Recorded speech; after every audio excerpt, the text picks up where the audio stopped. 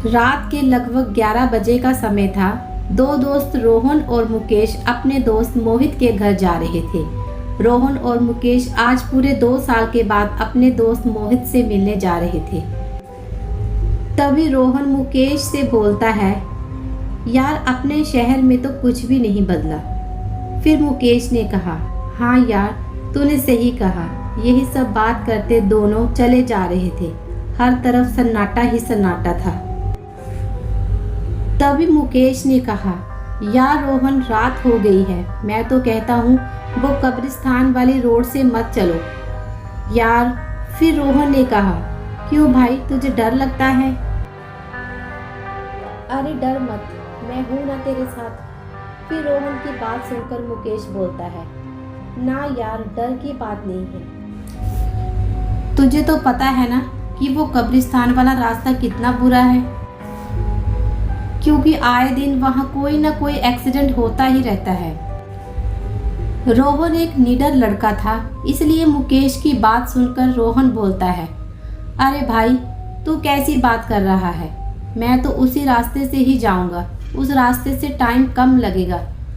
मुकेश जानता था रोहन बहुत जिद्दी है, वो नहीं मानेगा, इसलिए मुकेश कुछ नहीं बोलता और फिर उसके बाद रोहन उसी ही रास्ते से अपनी बाइक को ले जाने लगता है। ये दोनों कुछ ही आगे गए थे, तभी इनकी बाइक झटके देने लगती है। तभी मुकेश कहता है, अरे क्या कर रहा है, सही से चला भाई। फिर रोहन बोलता है, अरे भाई मैं तो सही से चला रहा हूँ, पर पता नहीं इस बाइक में क्या हो रहा है। रोहन ने इतना ही कहा था कि इनकी बाइक झटके देते देते थोड़ा आगे जाकर बंद हो जाती है। बाइक बंद होते ही रोहन बोलता है, अरे ये क्या, बाइक कैसे बंद हो गई? फिर मुकेश कहता है, अरे यार बंद हो गई तो क्या हुआ, फिर से स्टार्ट कर लेते हैं। मुकेश के इतना बोलते ही रोहन बाइक फिर से स्टार्ट करने की कोशिश करता है, पर बाइक स्टार्ट नहीं होती। तभी मुकेश ने एक ऐसी चीज़ देख ली जिसे देखकर मुकेश बस उसे देखे ही जा रहा था। मुकेश को देखकर साफ पता चल रहा था कि मुकेश ने जो चीज़ देखी है उसे देखकर मुकेश बहुत ही डर चुका है।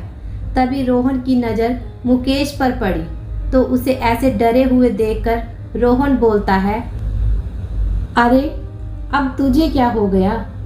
पर मुकेश कुछ नहीं बोलता, बस अपनी उंगली से इशारा करते हुए दिखाता है। जिस तरफ मुकेश की उंगली थी उस ही दिशा में रोहन जैसे ही देखता है तो उसे दिखता है कि उनकी बाइक और कहीं नहीं बल्कि उस ही कब्रिस्तान के गेट के आगे खराब हुई थी।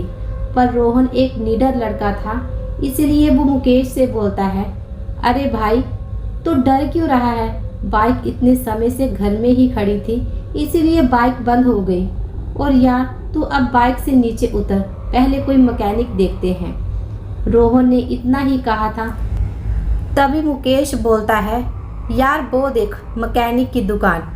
रोहन जैसे ही उस तरफ देखता है तो उसे दिखता है एक छोटी सी झोंपड़ी बनी थी जिसमें एक बल्ब लगा हुआ था और उसमें एक 40-45 साल का आदमी बैठा था।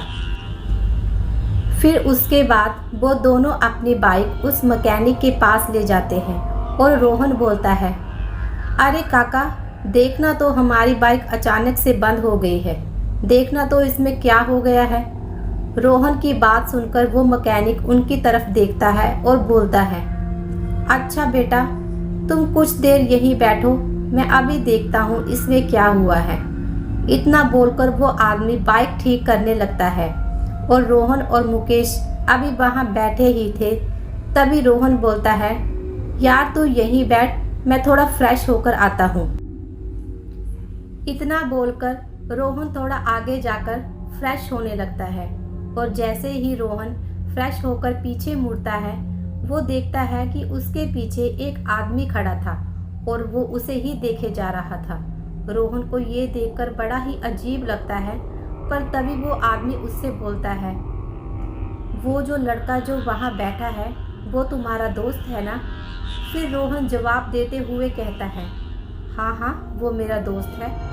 फिर वो आदमी बोलता है, पर तुम्हारा वो दोस्त उस फटी हुई और बंद झोंपड़ी के पास बैठकर क्या कर रहा है। रोहन उसकी बात सुनकर बोलता है, बंद झोंपड़ी? इतना बोलकर रोहन पीछे मुड़कर देखता है और चुप हो जाता है, क्योंकि वो देखता है जो मैकेनिक अभी उनकी बाइक ठीक कर रहा था वो अब वहाँ पर नहीं है और उसकी दुकान भी बंद थी और मुकेश अभी भी वहीं बैठा हुआ था। यह देखकर रोहन बोलता है, ये मैकेनिक इतनी जल्दी कहाँ चला गया और इसने अपनी दुकान भी इतनी जल्दी बंद कर दी। इतना बोलकर रोहन जैसे ही पीछे मुड़कर देखता है तो वो देखता है जो आदमी अभी तक उसके पास खड़ा था वो आदमी भी अब वहाँ नहीं था।